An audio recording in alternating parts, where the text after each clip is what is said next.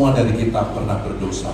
Sepanjang kita itu punya pusar, coba pegang pusar Anda. Saya kerosora. Sudah ketutup lemak ya. Hanya Sun Gokong yang tidak punya dosa, karena dia nggak punya pusar. Dia lahir dari batu. Nah, selama kita itu punya pusar, kita lahir dengan daging dan darah. Kita lahir dengan kelemahan manusiawi. Maka semua pasti pernah berdosa. Next. Kata Santo Agustinus dari Hippo, sin is the privation of good, privatio boni. Dosa itu artinya ketiadaan kebaikan, ketiadaan cinta, ketiadaan Allah. Itulah dosa. Ayo, siapa yang baru pernah dengar ini? Yang baru pernah dengar, yang baru dengar. Nah ya, selamat, saya juga baru dengar. Next.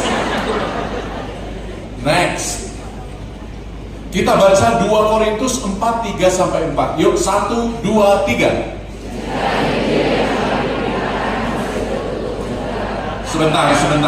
Sebentar. Tuhan, Engkau mengenal anak-anak-Mu.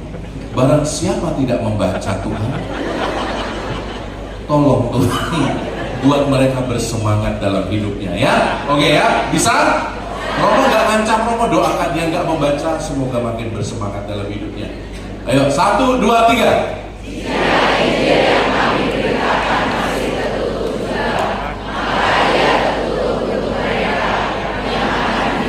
Yaitu yang dan mereka tidak melihat cahaya Injil tentang kemuliaan Kristus yang adalah gambaran Allah. Jadi Santo Paulus dengan sangat epik menunjukkan bahwa orang kalau hidup dalam dosa itu seperti orang yang ditutup matanya oleh ilah dunia. Ilah dunia itu apa? Berhala dunia. Jadi orang yang terikat dosa adalah orang yang tidak bisa melihat. Bagaimana Anda bisa bersinar kalau Anda tidak melihat sinar itu sendiri? Itu loh kata Santo Paulus. Maka hari ini struktur kita adalah bagaimana caranya supaya kita bisa keluar dari struktur dosa. Kita usahakan baik-baik ya. Tapi sebelum ke sana kita lihat dulu yang lain. Next. Apa itu cahaya Injil yang dimaksudkan oleh Rasul Paulus tadi? Cahaya Injil adalah yang dimaksudkan oleh Santo Paulus tadi adalah pengalaman kasih mula-mula. Hesed bahasa Ibraninya. Ini adalah bahasa Ibrani, kata dalam bahasa Ibrani yang sangat sulit diterjemahkan dalam bahasa Indonesia. Sangat sulit. Karena kalau cinta, ya cinta itu ada banyak ya. Cinta satu malam, oh indahnya, itu kan. Itu juga cinta loh. Tapi hesed ini lebih dari cinta. Cinta kasih setia, seringkali diterjemahkan sebagai kasih setia. Karena ada unsur perjanjian antara Allah dengan bangsa Israel. Hesed. Hesed ini kata yang sangat pas. Jadi kalau orang mau bangkit dan bersinar, dia harus punya hesed. Dari mana? Dari Allah. Dia harus bisa melihat cinta Allah yang penuh dengan kasih dan setia. Next, kita cepat aja ya. Kita baca 1, 2, 3. Sebab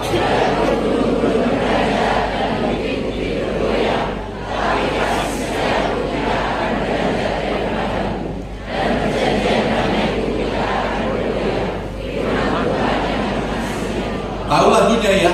Biarpun gunung-gunung beranjak dan bukit-bukit pun bergoyang. Anda tidak tahu lagu ini ya? Hah? Anda tidak tahu lagu ini? Yang tidak tahu berarti Anda jarang hidup berkomunitas di dalam gereja ini. Ayo hati-hati ya. Tahu nggak lagunya? Tahu. Kita nyanyi dulu yuk. Ada yang bisa bantu Romo nggak ini? Biarpun gunung-gunung beranjak. Tahu lagunya nggak? Nggak tahu ya? Atau nggak usah deh, kita baca aja satu kali lagi. Nggak usah, kita baca satu kali lagi. 1, 2, 3. Sebab dan bukit-bukit bergoyang, tapi kasih setiaku tidak akan beranjak daripadamu, dan perjanjian damaiku tidak akan bergoyang.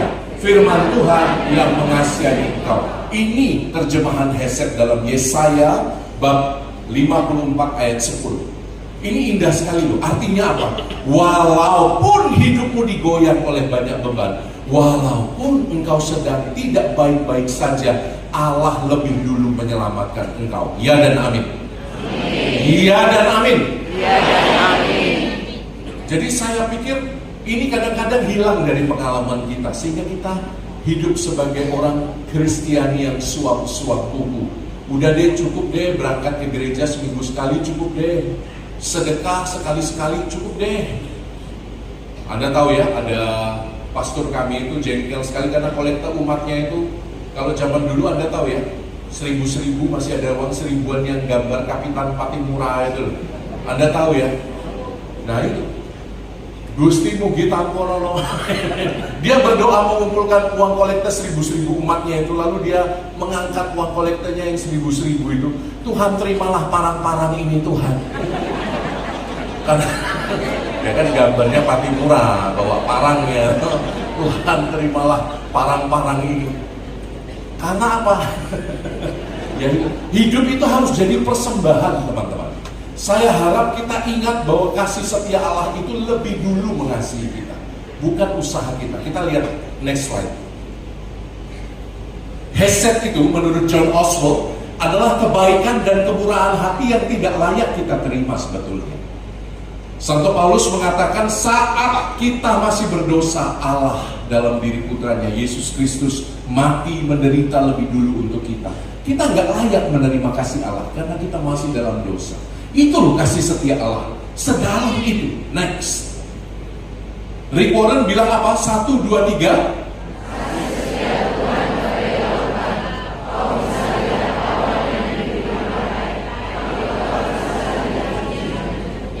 Indah sekali bukan?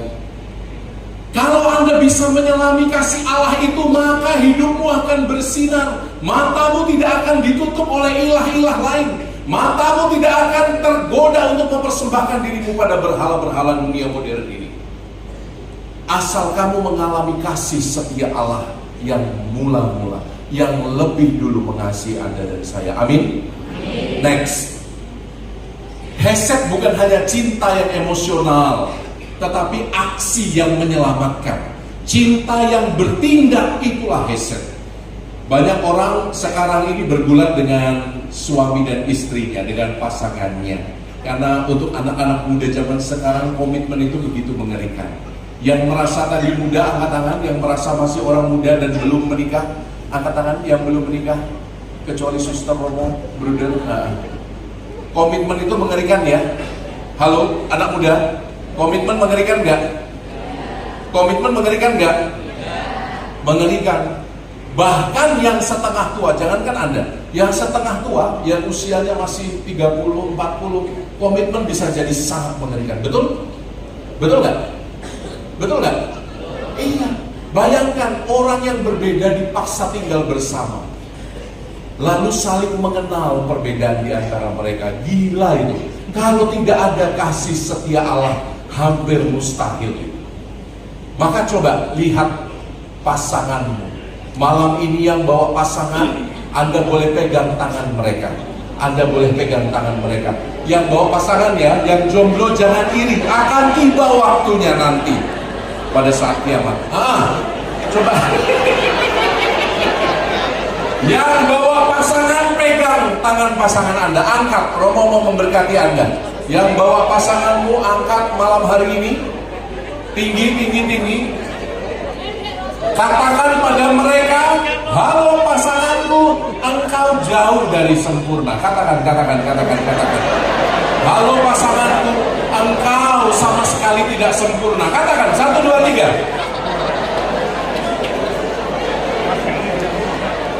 Yang bawa teman sekarang pegangan tangan, angkat. Yang bawa teman pegangan, angkat. Katakan pada teman Anda, apalagi kamu.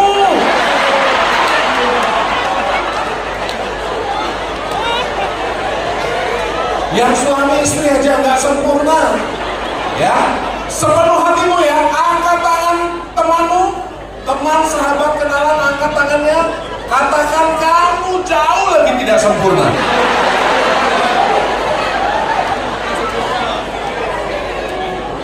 Saudari dan saudaraku, orang itu menjadi setia karena dia mengalami hesed, dia mengalami cinta Allah yang mula-mula. Itu sebabnya orang bisa setia. Anda tahu rumus pernikahan yang sempurna? Rumus pernikahan yang sempurna itu adalah pada saat suami yang tidak sempurna berjumpa dengan istri yang tidak sempurna, lalu despite of banyak masalah, banyak problem, banyak cacat, banyak jatuh bangun, mereka tetap setia. Itulah kesempurnaan perkawinan. Maka kalau pasanganmu tidak sempurna, cium dong malam ini. Wah, cepat. 1, 2, 3, cium. Romo gak akan iri, cium. Ini pasanganmu tau. Kamu pilih istrimu tak cium, apa kamu yang cium?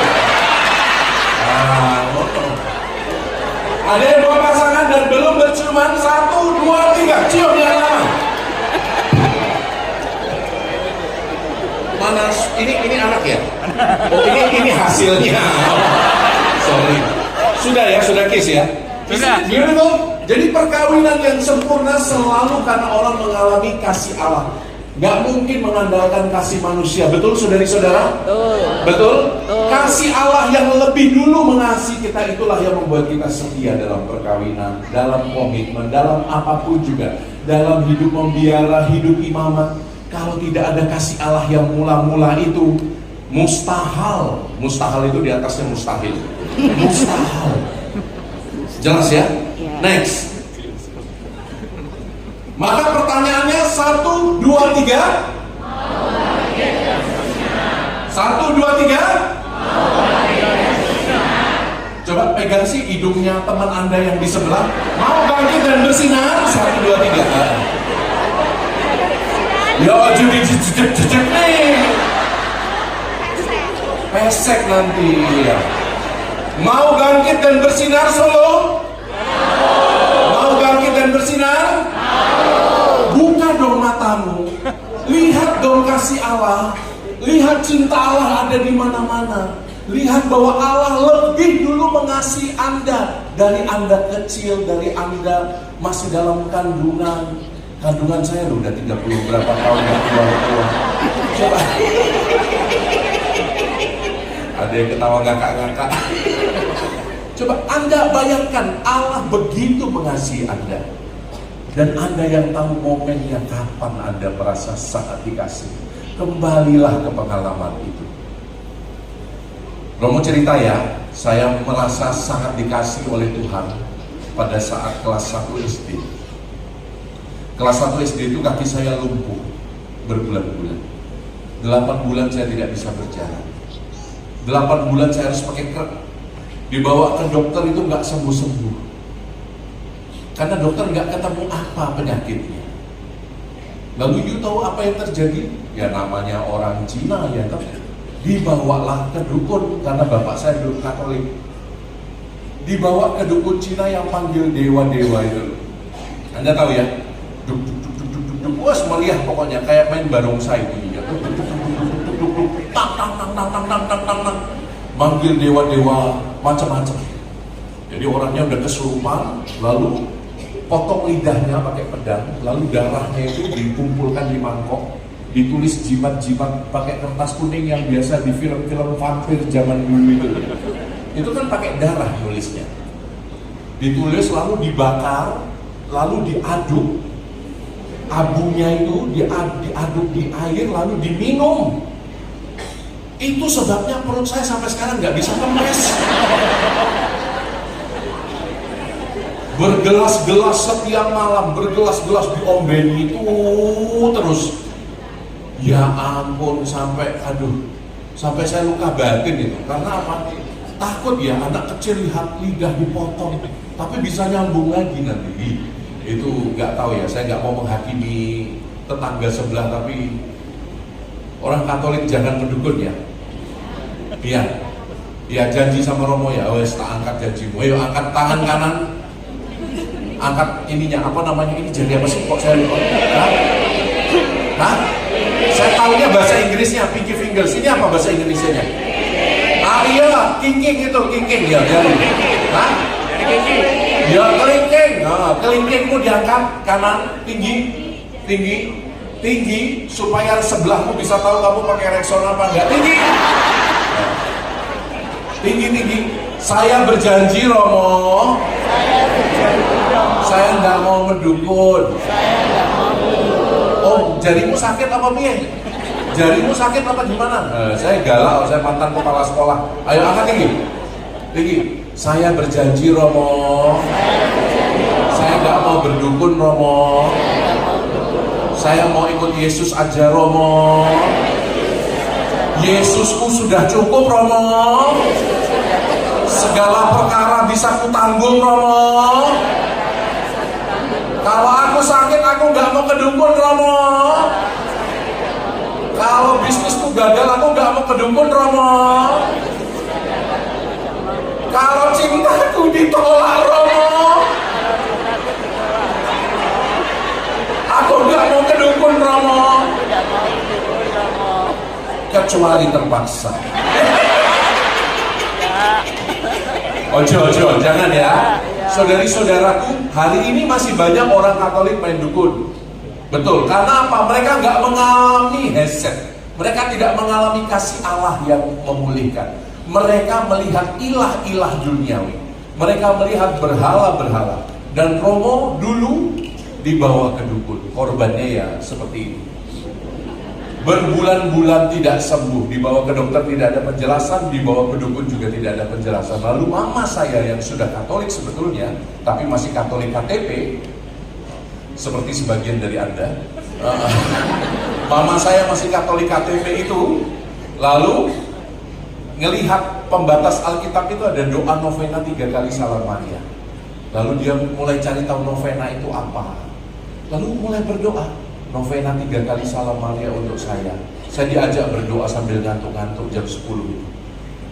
Di hari ke-9 setelah semua novena selesai, besoknya pagi-pagi itu saya kebelet pipis toh ya, namanya anak kecil. Ya anak besar sekarang juga kebelet pipis ya kalau pagi ya. Pipis pasti loh. Jadi saya tiba-tiba jalan aja, bangkit dari bed, jalan ke kamar mandi, pipis. Cun. Ketika pipis itu saya baru sadar bahwa saya sudah berjalan.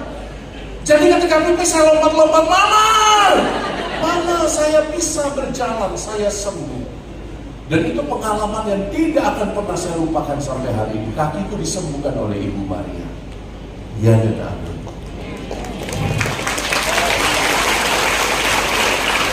Saya merasa dekat sekali dengan Ibu Maria, makanya Romo sekarang baru tahu, oh saya dulu kakinya disembuhkan supaya bisa jalan-jalan mewartakan firman Tuhan. Berjumpa dengan Tuhan sampai hari ini. Anda punya pengalaman itu, satu persatu dari Anda punya pengalaman itu. Pengalaman kasih mula-mula, heset itu. Wanita secantik apapun kalau udah menguap elek pasti. Apa ngantuk kalau Romo ini? Lampu diterangkan, ya dibuat terang lampunya. Oke, next. Maka mari kita lihat ya, panggilan Anda hari ini 3 hal. Kita baca satu-satu. 1, 2, 3. Apa itu? Kita bahas satu-satu. Yuk, 1. Kalau Anda ingin mengalami kasih Allah mula-mula, Anda harus belajar meregulasi diri. Artinya apa? Belajar menunda keinginan dan dorongan insting. Banyak orang sekarang ini instant gratification kan? Gratifikasi pemuasan keinginannya itu langsung. Mau belanja apa-apa tinggal online. Mau nonton apa-apa yang disuka tinggal buka HP. Mau apa-apa itu gampang dan cepat sekarang. Mau hubungan sama orang yang jauh, video call, gampang sekarang ini. Zaman kakek dan nenek Anda, hai generasi stroberi dengarkan saya. Zaman kakek dan nenek Anda, mereka masih pakai Telegram. Bukan Telegram, aplikasi Telegram sesungguhnya. Anda tahu cara pakai Telegram? Bagaimana caranya? Masih tek pakai kawat itu loh. Hai sayang, Aku menunggumu di bawah stasiun 3 hari lagi jam 12. Kayak gitu bunyinya telegram itu. Dan itu pesan sayangnya dibaca oleh semua orang. Tukang pos bisa baca pesannya. Bapak pacarmu itu bisa baca pesannya. Tidak ada yang privat zaman dulu itu. Semua pasti terbaca. Betul? Siapa yang masih ngalami pakai telepon rumah itu, yang pakai landline itu, yang pakai kabel, yang teleponnya masih diputar ngek, ngek, ngek. Siapa? Coba angkat tangan yang masih mengalami. Anda sudah tua. Masih mengalami kan? Itu kalau di dalam satu rumah ada beberapa telepon, orang yang lain itu bisa ikut kuping mendengarkan. Maka tingkat perselingkuhan zaman dulu sedikit, dan tingkat hadirnya gayung lope ping-ping itu, yang mudah-mudah pasti tahu. Tingkat perselingkuhan dan tingkat ani-ani gayung lope-lope ping itu tidak setinggi zaman ini. Karena di zaman ini semuanya serba private. Betul? Betul. Betul? Betul. Siapa yang di sini sekarang ini HP-nya tidak di-password? Angkat tangan. Tinggi. Anda sudah tua. Cah, emang mesti di-password. Aslinya mau saya kasih Rosanil, tapi karena banyak ini. Coba satu yang tidak di-password, saya kasih Rosanil. Betul, yang tidak di-password sama sekali. HP-nya tidak di-password, betul? Betul, bisa dibuktikan?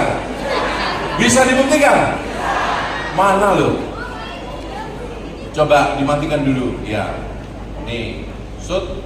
Nah, dibuka bisa ya? Ya, tolong dikasih Rosario ya ini ya. Ternyata memang Tante, kamu memang tidak password sengaja atau memang tidak tahu? Tidak, aku tidak tahu dan tidak bisa. Karena tidak tahu dan tidak bisa. Kalau bisa dan kalau tahu caranya pasti tidak. Ya, makanya saya kasih Rosario karena hatimu tulus. Tuhan sayang padamu luar biasa. Sudah hilang toh ngantukmu?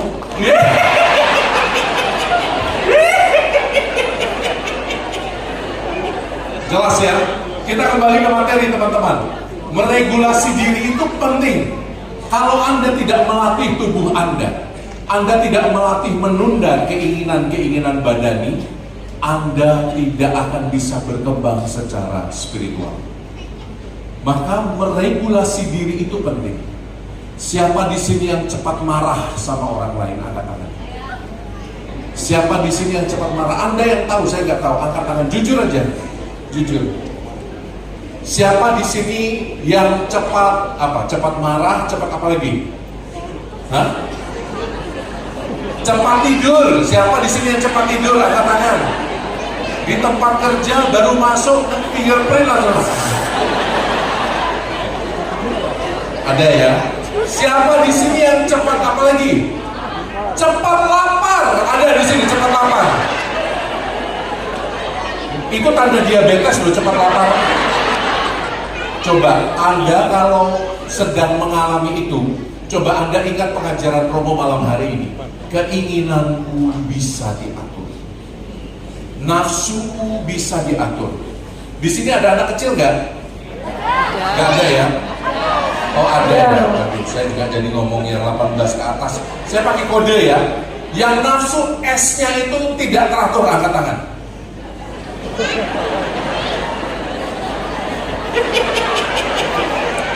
Malu-malu, tadi nafsu makan angkat, nafsu tidur angkat, nafsu S-nya yang tidak teratur, angkat tangan. Siapa?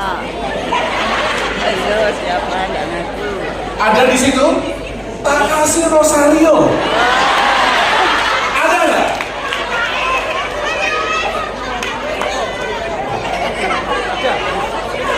Cile orang. Bapakmu saya nggak teratur. Mana Rosario? Rosario ya. Oh, dikasih 3. Bapaknya tidak teratur sekali. Nah, saya bayar untuk satu keluarga. Iya, ini bertiga. Satu. Kamu nggak punya? Sudah punya, iya. Ya udah, ini satu. Besok jadi Romo ya. Besok jadi Romo, oke? Kalau kamu jadi Romo, nafsu esmu nanti teratur sekali. Disekolahkan di seminari kayak Romo Tino. Regulasi diri itu penting karena sekarang ini orang ada di zaman serba emosional. Anda melihat orang sekarang gampang sekali, anak-anak muda kalau tidak suka pukul, bacok, menyakiti. Aduh, ngeri sekali kalau baca berita. Karena regulasi emosinya sudah kacau. Akibat apa? Gadget. Hati-hati kalau Anda punya anak kecil, terutama yang masih balita, Anda kasih gadget. Semua penelitian menunjukkan bahwa kontrol emosinya akan mengecil. Amigdala di sini. Ada dokter di antara kita?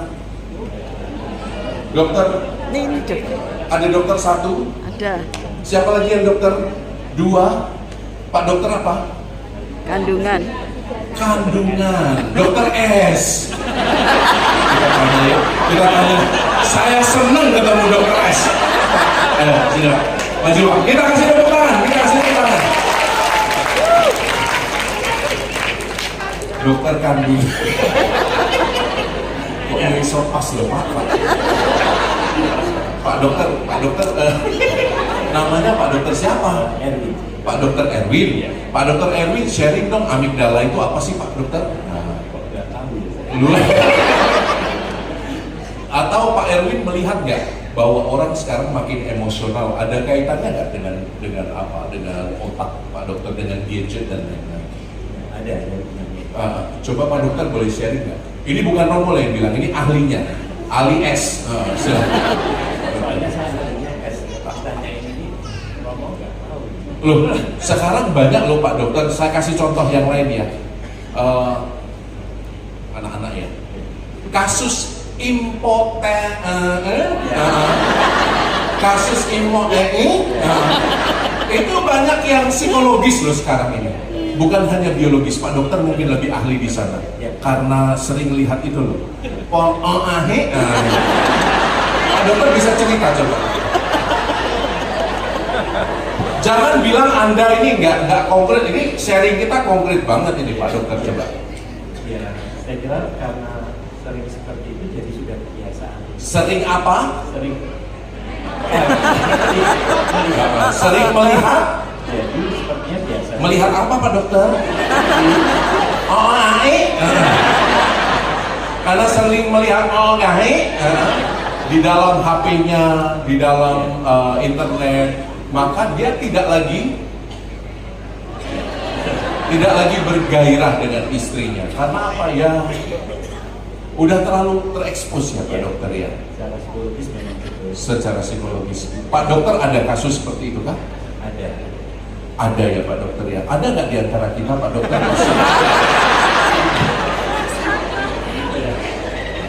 Enggak Pak dokter. Nah, maka saya hanya ingin mengkonfirmasi bahwa apa yang Anda lihat, kalau Anda tidak bisa meregulasi, itu akan mengubah hidup Anda. Dan Anda akan hidup untuk ilah-ilah berhala-berhala modern zaman sekarang, termasuk gadget. Tepuk tangan untuk Pak dokter. Terima kasih Pak dokter. Jelas nggak poin Romo yang ini? Untuk apapun, Anda yang lama pakai gadget, Anda akan merasa sangat tidak bahagia. Mengapa? Karena hidup Anda lalu nanti akan membandingkan hidupmu dengan hidup orang lain. Ya, hati-hati dengan ini ya. Oke, next, yuk. Yang kedua, ini mungkin caranya Anda baca sendiri. Satu, matikan notifikasimu. Dua, latihan menyelesaikan satu buku rohani per bulan. Tiga, mengendalikan keinginan yang tidak selaras dengan kehendak Allah. Tiga, mempraktikkan puasa dan pantang sebagai latihan spiritual. Di budaya Jawa dikenal ada puasa Senin Kemis. Itu tradisi yang sangat baik untuk menunda keinginan. Ketika saya masuk biara, kami diajari untuk makan, kalau makan itu nasi putih dulu tanpa lauk, tanpa sayur. 3 sendok pertama nasi putih dulu. Kraus. Padahal sedang lapar banget. Di depannya ya jelas ada daging, ada tempe, ada terong. Kan masakan seminari, tahu tempe terong-terong, tahu tempe terong, tahu tempe. Kita pengen sekali makan tempenya atau tahunya, tapi kita tahan dulu. 3 sendok pertama hanya nasi putih. Nah itu waktu awal-awal saya masuk dia. Sekarang, ya kadang-kadang saya ingat, kadang-kadang saya kilap. Banyak kilapnya tadi. Tapi tidak menghalangi saya untuk mengatakan ini pada Anda. Ayo meregulasi diri. 1, 2, 3. Ayo meregulasi diri. Ayo mengatur keinginan kita. 1, 2, 3. Ayo mengatur keinginan kita. Semoga bisa dengan demikian. Amin. Amin. Amin. Next yang kedua, Romo akan cepat dari sini ya. 1, 2, 3, trans. Kita baca Roma 12 ayat 2. Ayo 1, 2, 3. Tetapi berubahlah oleh pembaruan budimu, sehingga kamu dapat membedakan mana kehendak Allah, apa yang baik, yang berkenan kepada Allah, dan yang sempurna. Saya pikir transfigurasi diri ini sangat dalam loh maknanya. Kita coba lihat yang slide berikutnya. Next, kita lihat.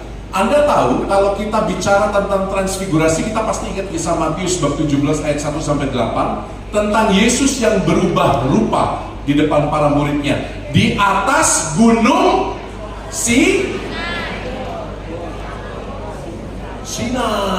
Sinai itu 10 perintah Allah.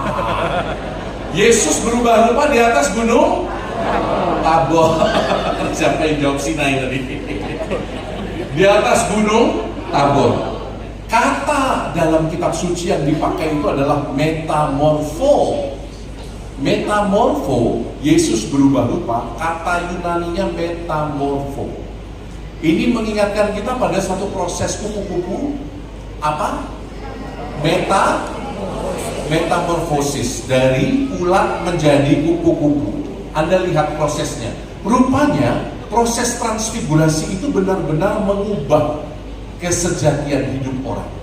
Maka saya harap Anda bisa melalui proses transfigurasi ini.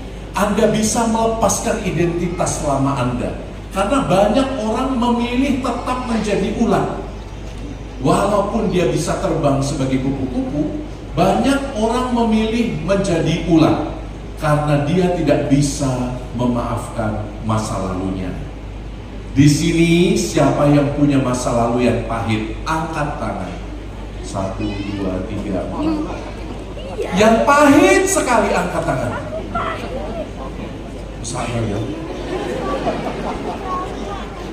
Yang pahit sekali. Benar ya, pahit sekali ya. Yuk sharing yuk sini yuk, karena kamu di depan saya. Ini kayak kembaran Romo ya.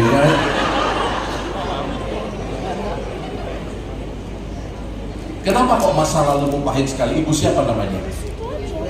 Ibu Evi. Kenapa kamu bisa katakan masa lalumu pahit?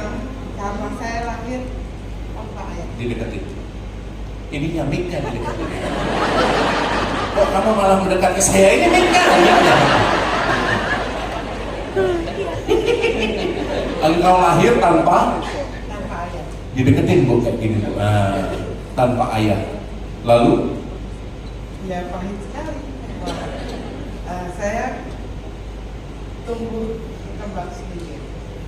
Merangkak sendiri, berjalan sendiri, cari makan sendiri. Yang membesarkanmu? Besar sendiri. Besar sendiri.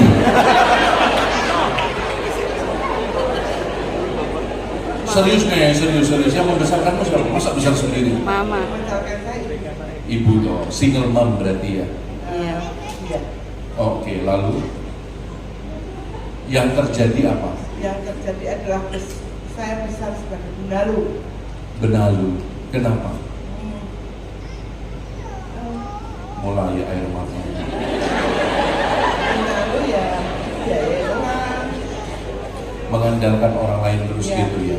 Ya. Karena tidak punya figur yang tetap seperti ayah gitu ya. Tidak ada figur stabil gitu ya. Jadi merasa diri benalu seperti itu kan? Iya. Tidak mudah loh bisa bercerita di depan umum seperti ini, ditodong tiba-tiba. Ini pasti sudah melalui proses yang panjang. Pertanyaan Romo saya ubah. Apa yang membuatmu tetap bahagia dan bertahan sampai sekarang? Nah, itu. Sampai besar sekarang apa? Pemeliharaan Tuhan. Nah, itu jawabannya. Pemeliharaan Tuhan. Pemeliharaan Tuhan. Itu yang. Walaupun saya tidak punya ayah, tapi saya 60 tahun tetap gemuk.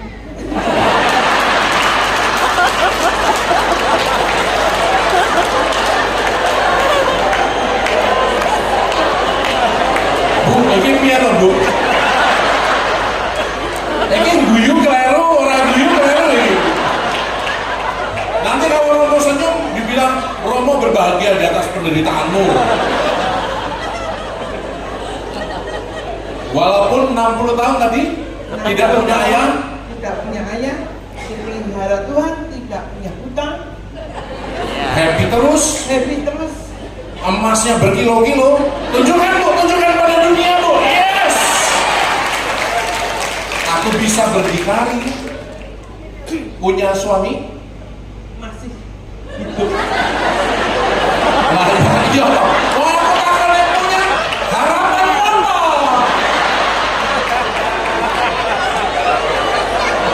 Punya suami? Masih hidup. Mana? yang 3 orang nanti sama itu saya pasti. Oh, itu anakmu memang. Yang nafsu esnya tidak teratur itu kan? Dan pacet. Ibu anak berarti memang. Roh Kudus, Romo nggak tahu loh. Ini Roh Kudus yang nyatakan loh ini. Hebat loh. Dan anak-anaknya bisa bertahan sampai hari ini setia berkeluarga. Hebat sekali. Tos. Suami di mana ibu? Di rumah Ngapain? Tidur. nonton TV. Nonton TV. Oh iya, baik. Kita kasih tepuk tangan untuk mamanya Mas Carlo. Saya kenal Mas Carlo. Ya. Iya, Carlo itu menantumu ya. Oke. Oh, Carlo itu anakmu. Oh. Carlo, betapa beruntung kamu punya mama seperti ini, Carlo. Luar biasa, Carlo. Mamamu kuat. 60 tahun tetap gemuk dan bahagia. Kita beri tepuk tangan. Proses transfigurasi seperti ini loh. Ini proses transfigurasi, orang melepaskan identitas lamanya. Dia tidak lagi mengatakan aku tidak punya bapak dan itu sebabnya aku harus berduka, aku harus bersedih. No, masa lalumu tidak menentukan masa depanmu. Katakan, masa lalumu tidak menentukan masa depanku. Katakan, masa lalumu tidak menentukan masa depanku. Katakan sama-sama, masa laluku tidak menentukan masa depanku. Kasih Allah cukup bagiku. Kasih Allah cukup bagiku. Rahmat Allah cukup bagiku. Rahmat Allah cukup bagiku. Anda harus punya keyakinan itu supaya Anda bisa terbang layaknya kupu-kupu. Kalau Anda dibebani dengan trauma-trauma masa lalu, penderitaan masa lalu yang Anda akan selalu ingat, itu hanyalah penderitaan dan air mata. Maka lagu Anda nanti apa? Sedikit disenggol suami, nanti Anda akan nyanyi, pulangkan saja aku pada. Nah itu ciri-ciri, itu saya paling benci lagu itu. Kenapa? Itu ciri-ciri orang yang ini, orang yang tidak mau bertransfigurasi di dalam Yesus. Di dalam Yesus kamu harus punya keberanian untuk mengatakan aku bisa menanggung semua perkara. Katakan, aku bisa menanggung semua perkara. Yuk katakan sama Romo, 1, 2, 3. Aku bisa menanggung segala perkara. Saya mantap betul, aku bisa menanggung semua perkara. Di dalam Yesus, rahmat Allah cukup bagiku. Amin. Tepuk tangan untuk Anda. Anda harus komit. Siapa di sini yang sakit, yang tidak dalam keadaan baik? Angkat tangan. 1, 2, 3. Dengkul, pinggang, apalagi? Ada sakit yang cukup parah? Ada di sini yang cukup parah? Angkat tangan. Saya tahu di sini ada yang cancer 3 kali loh. Bener nggak? Semuanya sakit. Coba berdiri, kok saya banyak kembaran di Solo ini. Coba berdiri. Ya ampun. Tak kasih rosario nanti. I love you. Apa yang menguatkan engkau, Ibu? Apa yang menguatkan engkau? Saya menjadi kuat karena Tuhan Yesus. Karena Tuhan Yesus cie-cie. Kok bisa? Bagian mana toh yang sakit dari tubuhmu? Kayaknya Dompet mau, dompet itu belum mau. Bagian mana? Dompet tidak sesuai dengan postur tubuh. Dompetmu tidak sesuai postur tubuh. Ya. Oh, ini nyolong selfie. Saya doakan engkau tetap berjuang ya. Amin. Berjuang. Saya single parent, Romo. Single parent. Yes. Apalagi untuk seorang mama tunggal, Yes, rahmat Tuhan cukup Amin. bagiku. Amin. Terima Lihat, kasih, Romo. Terima kasih. single parent dan masih bisa tersenyum lebar Ya. seperti itu. Saya Kita beri juga- tepuk tangan untuk Saya ibu. juga sebagai kakak untuk adik-adik saya karena bapak ibu sudah meninggal. Aduh. Dan adik saya juga sakit, bukan sakit ya, dikasih Tuhan, dikasih rahmat Tuhan yang luar biasa, Down syndrome. Down syndrome. Yes. Jadi kamu harus ngopeni adik, Iya, ngopeni adik. anak. Ya, saya kerja hanya antar jemput anak-anak sekolah, satu bulannya 600.000, tapi puji Tuhan, walaupun saya sehari kadang makan sekali, kadang 2 hari sekali, tapi tetap gemuk. Yo, tetap gemuk. Solo, tak kasih tahu ya, kotamu ini penuh dengan guru kehidupan. Inilah guru kehidupan. Ya. Saya Ya, mengulang koyong ini Ki, belum tentu dia bahagia. Ternyata penderitaannya ada banyak, betul nggak? Ya.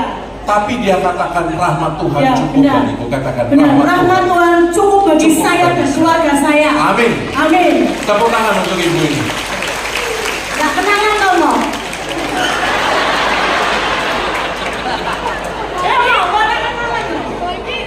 Nama Cipika, saya cipiki. Nunun mau. Namamu siapa? Nunun. Nunun. Iya. Oh, Nunun. Iya. Ibu Nunun ya. Iya. Ingat-ingat ya mau. Iya, siap. Apa tuh mau? Oke. I love you. I love you too. Saya kalau di TikTok, kalau di komen nggak pernah dibaca loh.